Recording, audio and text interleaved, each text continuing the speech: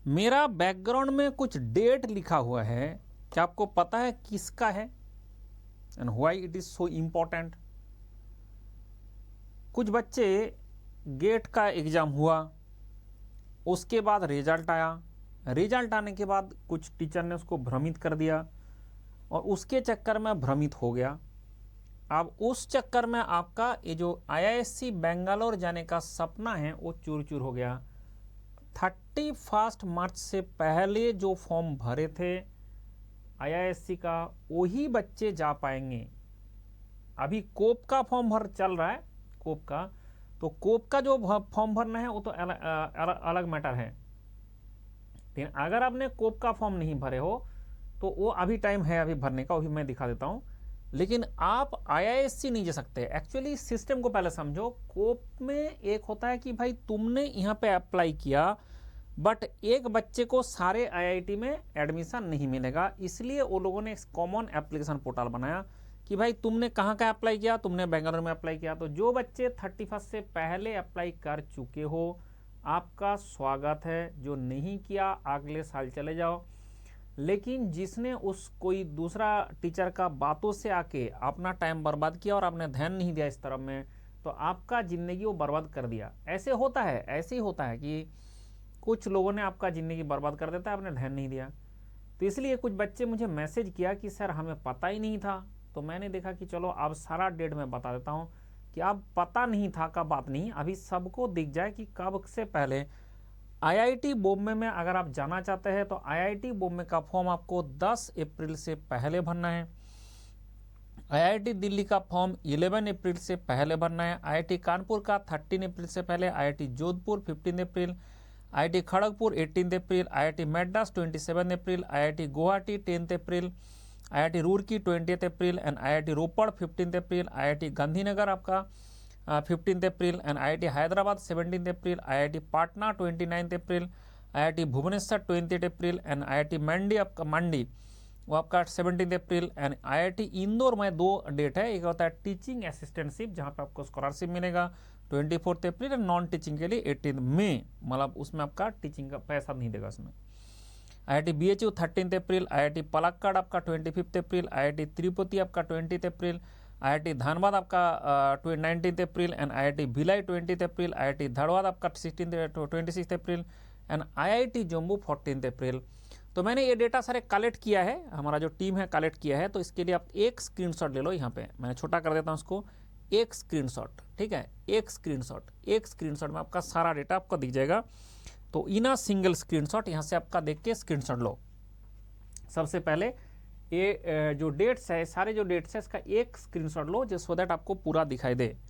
ठीक है, मैं ले लिया स्क्रीनशॉट, ले लिया स्क्रीनशॉट। तो ये डेट और एक भी डेट नहीं डे करना है। तो मेरे हिसाब से 10 से पहले, 10 तारीख से पहले आप सारा फॉर्म भर दे जहां जहां आपको जाने का इच्छा है। ठीक है, जो जो आईआईटी में आपका जाने का इच्छा है। अब सवाल है कि सर इसका भी फॉर्म भरना है और हमारा कोप का भी फॉर्म भरना है। यस, आपको सारा आईआईटी का फॉर्म भरना है, जो जो आईआईटी में आप अप्लाई करना चाहते हैं, एंड आपको कोप का भी फॉर्म भरना है। जो कोप है उसमें सिर्फ आपको प्रेफरेंस दिया जाएगा कि तुमको इस सारे का एक ही प्रेफरेंस दिया जाएगा जहां पे आपको ज्वाइन करना है। ऐसा नहीं होता आपको इस आईआईटी में भी मिल गया, इसमें भी मिल गया। ऐसे पहले होता था, बहुत ज़्यादा आईआईटी का सीट वैकेंट रह जाता था, बाद में बच्चे छोड़ के चले जाते थे। तो ये कैओस को ख़त्म करने के लिए कोप लाया गया एंड इसके कारण अब सवाल होता है सर ये डेट तो आपने बता दिया, लेकिन मुझे कौन कौन सा भरना है, मुझे कौन कौन सा भरना है वो बता दीजिए। मुझे कौन कौन सा आईआईटी का भरना है। तो उसके लिए मैं सजेस्ट करता हूं कि जैसे मेरे से जितना बच्चे ने स्कोर कार्ड भेजे थे उसको मैंने बता चुका हूं। उसके बाद एक चीज़ है भाई, अभी एआई आ चुका है, आप एआई को पूछ सकते हो कि कौन कौन सा आईआईटी भरना है, उसमें जो बोलेगा उसको भर दो। और अगर आप मेरे से सलाह लेना चाहते हो मुझे स्क्रीनशॉट भेजो आपका, एंड आपका कैटेगरी भेजना, कि आपका स्क्रीनशॉट मुझे भेजना है कि जो आपका स्कोर कार्ड आया है वो स्कोर कार्ड भेजना है। ये नंबर में नीचे जो दिख रहा है गाइडेंस के लिए, उसी में नंबर में स्कोर कार्ड भेजना है, एंड उसके साथ साथ कैटेगरी कौन सा है। लेकिन अभी वो सारे मैंने पहले बता चुका हूँ, जो जो पहले बता रहे थे उसको तो मिल गया। अगर आपको चाहिए तो आपको भी बता दूंगा, लेकिन उससे पहले आपके पास वो भी है कि आपको एक एआई जो है उससे चेक कर लेना चाहिए कि भाई कौन कौन सा आईआईटी में भरना चाहिए, कट ऑफ इससे कम किस किस में था। वो लास्ट 2-3 ईयर्स का कट ऑफ लेके आएगा, उससे मिल जाएगा। अब सवाल है सही में मुझे भरना है क्या, that is a main question कि भाई मुझे एमटेक जाना है कि एमटेक में नहीं जाना है। पहले ध्यान रखिए जो स्काई इज द लिमिट, मतलब आईआईटी, ये तो डेट आपने स्क्रीनशॉट ले लिया मेरे हिसाब से, स्क्रीनशॉट आपने ले लिया डेट का। जो आपका जो आईआईटी है, आईआईटी होता है, इसमें आप ध्यान रखिए कि जो मैंने लिस्ट दे के रखा हूं, अगर आपने इस आईआईटी में जा सकते हो, बेस्ट जो आईआईटीज है, आईआईएससी, आईआईटी बॉम्बे, दिल्ली, मद्रास, कानपुर, खड़गपुर, इस आईआईटी में जा सकते हो और टॉप ब्रांच में जा सकते हो, जैसे डिजाइन में जा सकते हो, तो sky is the limit. PSU में से उसके सामने कुछ भी नहीं है। लेकिन ये बात ध्यान रखें कि एक सुकून का नौकरी नहीं देता है। जो बच्चे का दिमाग बहुत ज़्यादा मतलब कुछ करूँ, कुछ नया नया कुछ करूँ, इस टाइप का जो बच्चे होता है, उसके लिए ये जॉब है। जो शांत रहना चाहता है, जिंदगी भर सुकून का जिंदगी बिताना चाहता है, उसके लिए पीएसयू का जॉब है। बट आप चाहे कुछ भी कर लो, ये सब चीज़ करने कौन जाता है? ये सब चीज़ करने जाता है जो बच्चे का ब्रेन जो है कि मानो एक टाइप का काम कर कर थक जाएगा, वो उसको जाना पड़ेगा, क्योंकि वो सारा जिंदगी भर कुछ ना कुछ बनाता जाएगा, सारा जिंदगी भर कुछ ना कुछ करता जाएगा, इसलिए उसको जाना पड़ेगा ऐसे आईआईटी में। ठीक है, ये बाकी में सिर्फ नौकरी के लिए लोग जाता है, उसके लिए वहाँ पर कोई ज़्यादा कुछ काम नहीं होता है। तो मेन बात हो रहा है कि अगर मान लिया जाए आपने एमटेक करने गया और आपने पीएसयू गया, दोनों में डिफरेंस क्या होगा? एमटेक करने जब टॉप आईआईटी में जाते हो, यहाँ से आप एक इंटरनेशनल लेवल का टेक्नोक्रेट बनते हो। यहाँ से आप एमटेक करते हो, कुछ बच्चे पीएचडी करता है एब्रॉड में जाके, कुछ बच्चे इसी आईआईटी में पीएचडी करता है। ठीक है, वो एमटेक में भी आपको पैसा मिलेगा, स्कॉलरशिप, ये पीएचडी में भी मिलेगा, पोस्ट डॉक्टरेट में भी मिलेगा। अगर आपने फॉरेन चला गया तो आपका जो पीएसयू का नौकरी है उसका 2-3 गुना तो सैलरी मिलेगा। हाँ, आजकल थोड़ा सा इंटरनेशनल फंडिंग कम हुआ है, बट जनरली बच्चे को 2 से 3 गुना आपका पीएसयू का जो नौकरी है उसका सैलरी से 2-3 गुना का पैसा मिल जाता था। ठीक है, अभी अगर दुनिया थोड़ा सा स्टेबल हो जाए तो वो मिल जाएगा, नहीं तो थोड़ा सा उसमें अभी क्रंच आया है, जैसे इंटरनेशनल जो फंडिंग है। एक्चुअली ऐसा क्यों है? क्योंकि इंडिया का जो स्टूडेंट है, कुछ स्टूडेंट है, वो बहुत पढ़ाकू होता है। इन लोगों को क्या करता है कि दूसरा कंट्री बुलाता है कि आओ हमारा यहाँ पे रिसर्च करो। क्यों रिसर्च करो? वो इतना पैसा क्यों दे रहा है? क्योंकि उस कंट्री का जो लोग हैं, वो लोग क्या करता है, वो जैसे ही बीटेक कर लेता है उसके बाद वो लोग आईआईसी में लग जाता है। वो लोग ज़्यादातर लोग जो है वो ज़िंदगी में उतना हार्डशिप नहीं करना चाहता है। उसके कारण बोला जाता है कि इंडिया का जो बच्चे हार्डशिप करना चाहता है उसको बुलाओ। ठीक है, इंडिया का, चाइना का, ऐसे जो बंदा होता है उसको बुलाता है। उन लोगों ने अपना जो रिसर्च कराना होता है वो रिसर्च कराता है और जम के पैसा भी देता है। ऐसा नहीं कि पैसा कमी देता है, पैसा देता है, लेकिन उसका कंट्री में उतना मतलब कैंडिडेट ही अवेलेबल नहीं है जो उतना हार्डशिप करे, क्योंकि पढ़ते रहे इस टाइप का नहीं है। वो लोग आईआईसी में चला जाता है और जैसे आईआईसी में चला जाता है फिर उन लोगों से इस टाइप का काम नहीं हो पाता है जो रिसर्च में चाहिए होता है।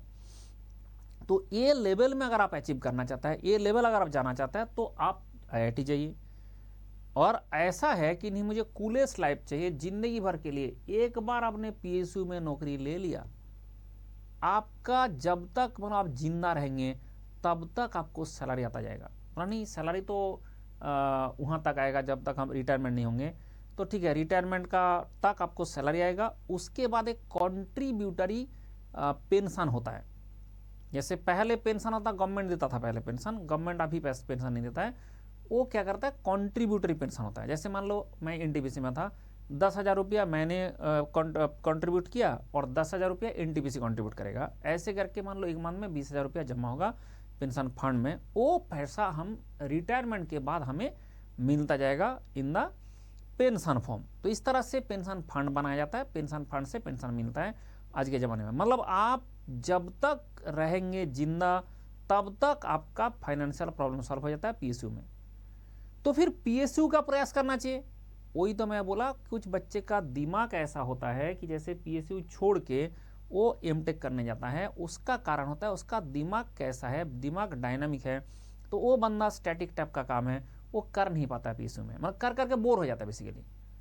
अरे वही टरबाइन चलाना है, वही गवर्नर देखना है, तो उसमें क्या होता है कि वो एक रेगुलर टाइप का काम हो जाता है और रोज वही काम कर कर बंदा थक जाता है। ऐसे जो टैलेंटेड बंदा है उसको आईआईटी जाना चाहिए, ऐसे जो टैलेंटेड है वो अच्छा स्कोर किया ही है। आप बोला नहीं नहीं मेरा जो दिल कारमा है, मुझे अच्छा स्कोर तो हुआ है बट इतना तक ही मुझे पढ़ना था, मुझे तो अभी सुकून का जिंदगी चाहिए, तो पीएसयू ज्वाइन कर ले। अब सर मुझे सुकून का जिंदगी चाहिए लेकिन पीएसयू मिल नहीं रहा है। अब ऐसे बच्चे जो सबसे बड़ा गलती करता है वो होता है आईआईटी में एडमिशन ले लेता है पहला गेट स्कोर से। आप ध्यान रखिए गेट एग्जाम 3 बार देना होता है, जिसका अच्छा परफॉर्मेंस नहीं होता है। जिसका अच्छा हो जाता है एक बार दे, 2 बात खत्म करो। जिसका अच्छा परफॉर्मेंस हो जाता है एक ही बार देके कम कम खत्म हो जाता है, बट जिसका अच्छा नहीं होता उसको 3 बार देना होता है। क्यों ना 3 साल गेट का स्कोर वैलिड होगा इस एडमिशन के लिए, और जो मैक्सिमम आपका स्कोर होगा उसी से एडमिशन, स्कोर मार्क्स नहीं, आपका रैंक नहीं, कोई मैटर नहीं करता है, मैटर करता है स्कोर। जो तुम्हारा मैक्सिमम स्कोर होगा वही वाला आपको लगाना है स्कोर कार्ड। आप इस साल जो स्कोर डेवलप किया, इस साल जो स्कोर आपने लेके आया, ये स्कोर आपका 3 साल तक वैलिड रहेगा। तो जबरदस्ती आप घटिया आईआईटी में चले मत जाना, घटिया एनआईटी में चले मत जाना, क्योंकि आपका जिंदगी वहां पे बर्बाद हो जाएगा। ना तो कैंपस प्लेसमेंट होगा, ना तो ढंग का पढ़ाई होगा, ना तो इंटरनेशनल लेवल का कुछ आप कर पाओगे, फिर आप वहां पे बोर हो जाओगे। ये एक बहुत बड़ा दिक्कत का विषय है। तो कैसे 3 साल हुआ मैं बताता हूं। बच्चे 3rd ईयर में एक बार गेट एग्जाम देता है, जैसे आजकल बहुत सारे सीरियस बच्चे मेरे से 1st ईयर से पढ़ना शुरू कर दिया, ये सब बच्चे 3rd ईयर में एक बार गेट देंगे, अच्छा परफॉर्म हो गया तो 4th ईयर में लाइटली देंगे, भाई ऐसे और ज़्यादा मेहनत नहीं करना, एक बार दे देते हैं। उससे क्या होगा ना, उसको नौकरी मिल जाएगा, उसको आईआईटी मिल जाएगा। फिर अगर 3rd ईयर में अच्छा नहीं हुआ, 4th ईयर में अच्छा नहीं हुआ, तो पास आउट होने के बाद एक बार देंगे, तो 3 बार के अंदर। उसके बाद मैं किसी को 4 बार प्रिपरेशन करने नहीं बोलता हूं। अब कुछ बच्चे होता नहीं सर मैंने ना 4th ईयर तक ऐसे ही जिंदगी आईआईसी करता रहा, आईआईसी भी करना नहीं आता है, मतलब जिंदगी बर्बादी करता रहा। उसके बाद मैंने एक बार गेट दिया, उसमें सीरियस नहीं था, दोबारा गेट दिया मैं सीरियस नहीं था। ऐसे बच्चे तुम 10 बार भी गेट दे दोगे सीरियस नहीं होंगे। सीरियसनेस तभी आएगा जब आपका अंदर से आएगा कि नहीं मुझे कुछ करना है, अभी हम एडल्ट हो चुका है, अभी हमें कुछ करना है, जिंदगी में कुछ करना है। ये जिसका दिमाग में आएगा वो बंदा पढ़ लेगा। और वो बंदा के लिए ज़्यादा कुछ नहीं, मेरा 750 लेक्चर पढ़ना होता है, 750 लेक्चर खोल कर ले, उसके बाद आपका गेट में 95 मार्क्स आ जाएगा। जहाँ 750 लेक्चर करना है, उससे ज़्यादा कुछ नहीं करना है, उससे ज़्यादा एक क्वेश्चन भी आपको नहीं करना है, उससे ज़्यादा पीआई को भी नहीं करना है, सब कुछ 750 लेक्चर के अंदर ही है, 750 लेक्चर के अंदर है। अब सवाल होता है कि कौन ये फॉर्म भरेगा, वो जो उसका कंक्लूजन कर दे, कौन ये फॉर्म भरेगा, कौन ये फॉर्म भरेगा ना, जो बच्चे का अच्छा गेट स्कोर है, जो बच्चे एमटेक करना चाहता है वो ये फॉर्म भरे।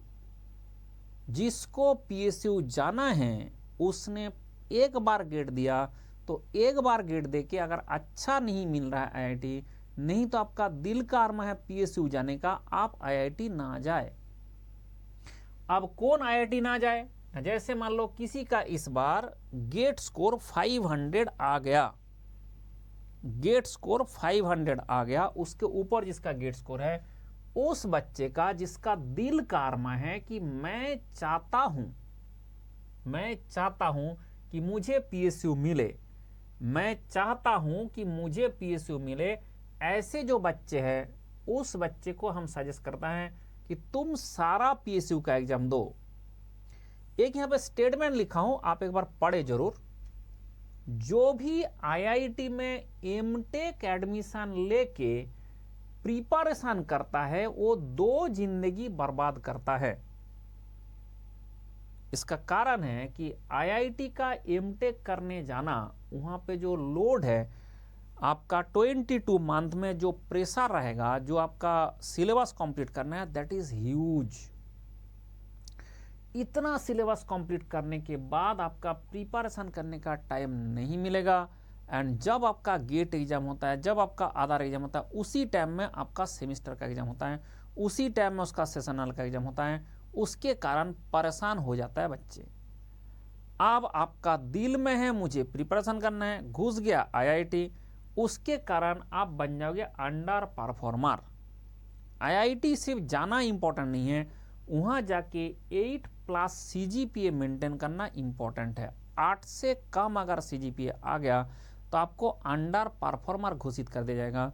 और आईआईटी का जितना भी अलमनी है, किसी को भी आप बोलोगे कि मुझे मेरे लिए नौकरी ढूंढो, वो कोई आपको हेल्प नहीं करेगा, क्योंकि सबको पता है कि अंडर परफॉर्मर है, मतलब इसको मतलब कंपनी में भेजेंगे, फिर मतलब हमारा बेइज्जती हो जाएगा, इसलिए नहीं करेंगे। तो अगर आपका पढ़ने का इच्छा है तो आईआईटी जाना है, तो आपका ये सब छोड़ना पड़ेगा प्रिपरेशन। अगर प्रिपरेशन करना है तो आईआईटी क्या छोड़ दो, क्योंकि स्कोर कार्ड आपका 3 साल तक वैलिड है। 1 साल देख लो, और 1 साल विथ मंडल 750 लेक्चर। अगर कोई भी बच्चा प्रिपरेशन करता है जिसका 500 से गेट स्कोर ज़्यादा है इन जनरल कैटेगरी, और अदर कैटेगरी में 400 से ज़्यादा है, उस बच्चे अगर 1 साल इस 750 लेक्चर के साथ प्रिपरेशन करता है, जितना भी पीएसयू है उसमें कहीं ना कहीं पर उसका प्लेसमेंट हो जाता है। ये हमारा स्टैंडर्ड डेटा है।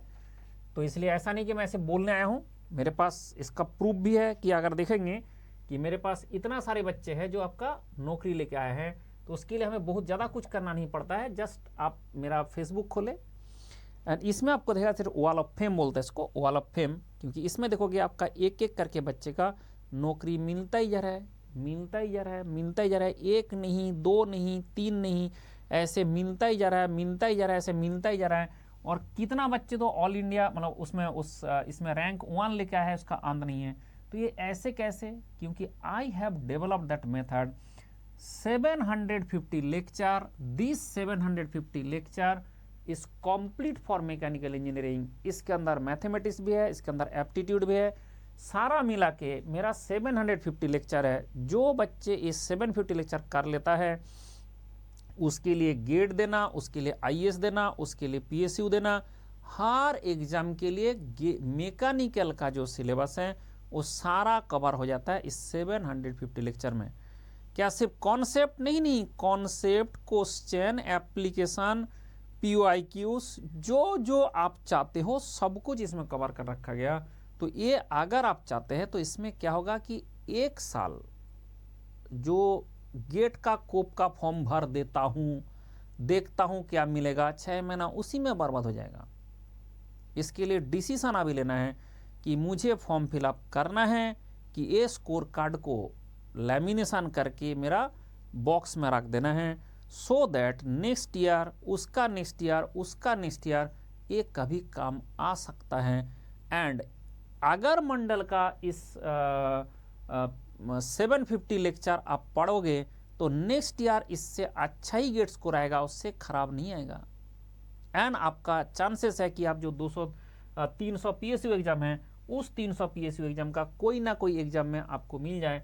तो ये उसी बच्चे के लिए है जो चाहते हैं कि भाई मुझे पीएसयू जाना है, मुझे सुकून का ज़िंदगी चाहिए, मुझे ऐसा नौकरी चाहिए जो मेरा मतलब जब तक मरते दम तक, मतलब जब तक मैं जिंदा रहूं तब तक हर मंथ मेरे अकाउंट में पैसा आते रहे। ये चीज़ के लिए आपको पीएसयू जाना पड़ेगा, ये चीज़ के लिए आपको गवर्नमेंट में संजन करना पड़ेगा। तो यहाँ पे आपको जो चीज़ है, ये जो इसके लिए आपको ये 300 एग्जाम देना पड़ता है।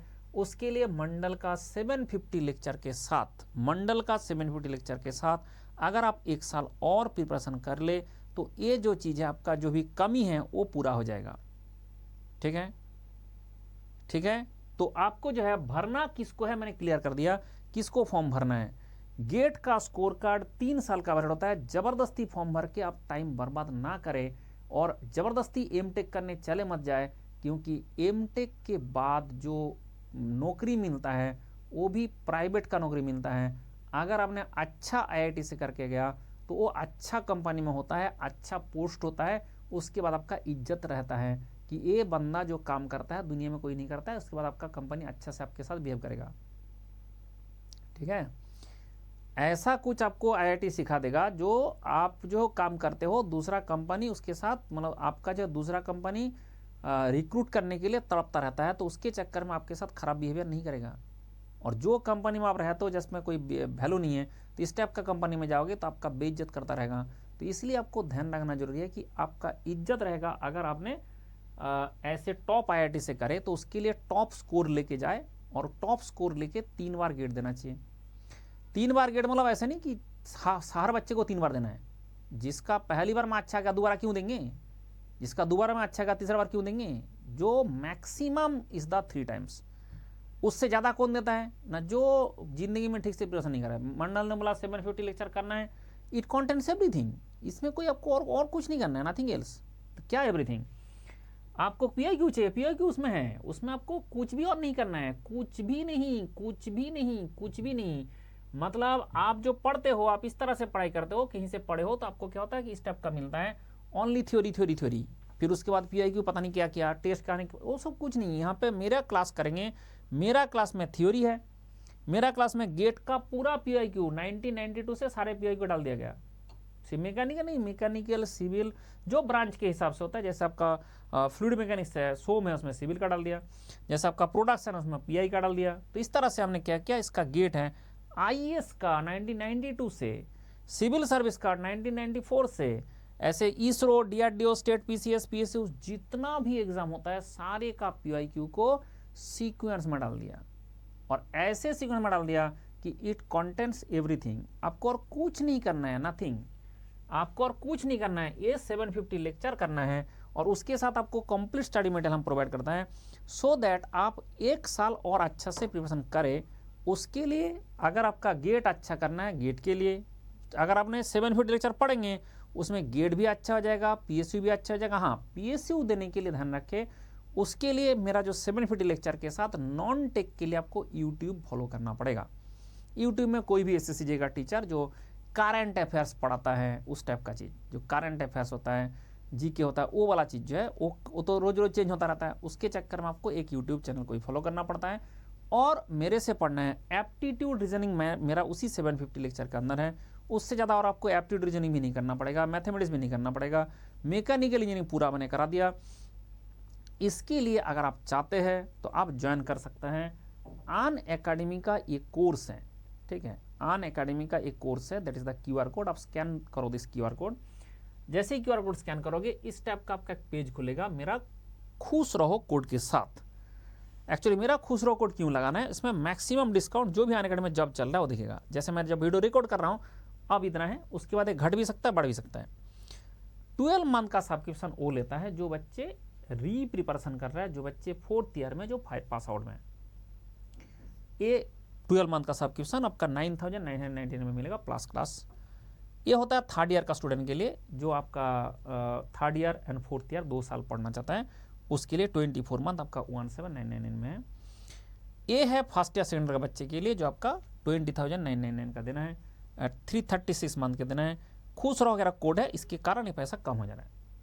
इसके बाद आपका आइकॉनिक भी कोर्स होता है, इसमें ज्वाइन कर सकता है, और मेरा एक आइकॉनिक कोर्स होता है जो मैं उसका मेंटर हूँ, उस मेंटर में भी आप ज्वाइन कर सकते हैं। मतलब आपके लिए क्या होता है कि सब कुछ इस तरह से प्लान्ड है, सब कुछ इस तरह से प्लान किया गया कि जो आपको करना है 750 लेक्चर है, that is complete and that is sufficient. जैसा अभी अनअकैडमी का हमारा अभी चल रहा है वो स्पेशल क्लास सेशन, अगर आपने स्पेशल क्लास ज्वाइन करना चाहता है तो इसके 3 दिन का कोर्स होगा। मेरा भी रोज क्लास है, 9 to 11 आपका रोज क्लास मेरा भी है। This is the QR code जो अभी दिखा रहा था, आपको स्कैन करके आप ज्वाइन कर सकते हैं।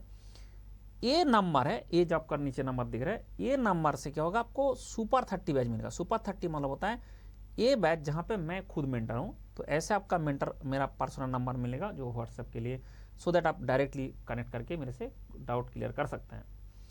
ये क्यूआर कोड है जो आपको दिखा रहा था ना, जो 750 लेक्चर, उसका क्यूआर कोड है।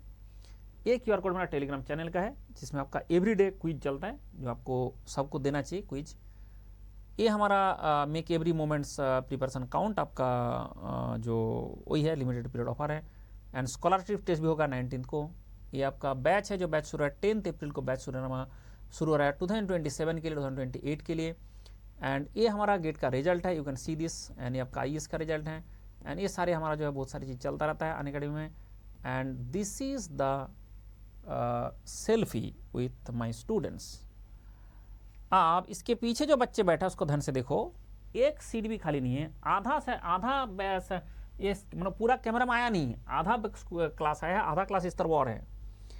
ऐसे करके बच्चे को ऑफलाइन में पढ़ना पड़ता था, अभी आप घर में बैठ के पढ़ सकता है 750 लेक्चर।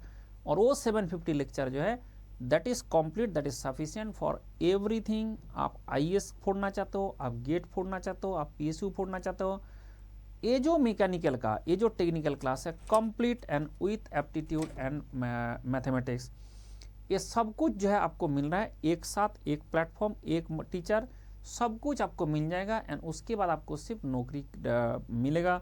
और सरकारी नौकरी का मतलब ही होता है कि जब तक आप, जैसे आपने सरकारी नौकरी में एंट्री किया, जब तक आप जिंदा रहेंगे हर मंथ आपके अकाउंट में पैसा आएगा। ये मूंगफली है क्या? तो ये मूंगफली नहीं है, लेकिन उसको हमने मूंगफली बनाया। एंड वो जो मूंगफली बनाया किस तरह से ना, मैंने मूंगफली बनाया 750 lecture in a single platform देके। वो आप चाहते हैं तो उसके लिए मुझे इसमें व्हाट्सअप कर दे। आपको स्टडी मटेरियल भी मैं फ्री में देता हूँ, गाइडेंस भी फ्री में देता हूँ, शॉर्ट नोट्स भी फ्री में देता हूँ। लेकिन मेरा 750 लेक्चर फ्री नहीं है। क्यों? क्योंकि उससे बच्चे का सिलेक्शन होना है, तो वो ऐसे फ्री में थोड़ी दे देंगे। तो ये जो आपका स्टडी मटेरियल फ्री है, गाइडेंस भी फ्री है, शॉर्ट नोट्स भी फ्री है। तो इसलिए आप मुझे इसमें व्हाट्सअप कर दें, आपको सब कुछ मिल जाएगा जो आप चाहते हैं। लेकिन लेक्चर जो फ्री नहीं है, उसके लिए आपको ज्वाइन करना पड़ेगा। And this is the QR code. और ज़्यादा नहीं, 3 दिन का सैलरी है। PSU में अगर ज्वाइन करेंगे, आपका जो सैलरी होगा उसका 3 दिन का सैलरी सफिशिएंट, उतना ही मांग रहा है, उतना ही मांग रहा है हमारा अनअकैडमी, उससे ज़्यादा तो मांग नहीं रहा है। तो इससे इतना भी अगर नहीं पे करेंगे तो कैसे चलेगा? तो इसलिए this is the amount you have to pay and join for 750 lectures. खुश रहो, बाय बाय, टेक केयर। और ये नंबर से नोट कर लो।